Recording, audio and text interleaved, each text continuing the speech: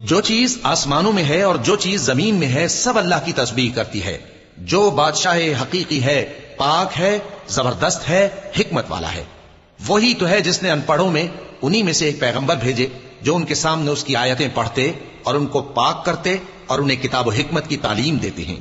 اور اس سے پہلے تو یہ لوگ کھلی گمراہی میں تھے، اور ان میں سے اور لوگوں کی طرف بھی ان کو بھیجا ہے جو ابھی ان مسلمانوں سے نہیں ملے، اور وہ غالب ہے، حکمت والا ہے.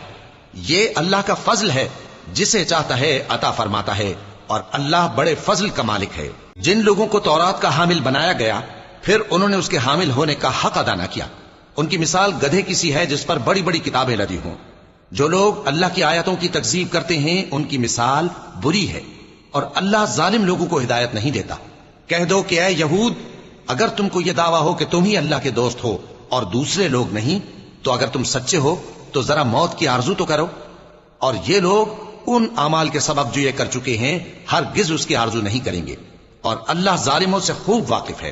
کہہ دو کہ موت جس سے تم بھاگتے ہو وہ تو تمہارے سامنے آ کر رہے گی، پھر تم پوشیدہ اور ظاہر کے جاننے والے مالک کی طرف لوٹائے جاؤ گے، پھر جو کچھ تم کرتے رہے ہو وہ سب تمہیں بتائے گا. مومنو، جب جمعے کے دن نماز کے لیے اذان دی جائے تو اللہ کے ذکر کی طرف لپکو اور خرید و فروخت ترک کر دو، اگر سمجھو تو یہ تمہارے حق میں بہتر ہے.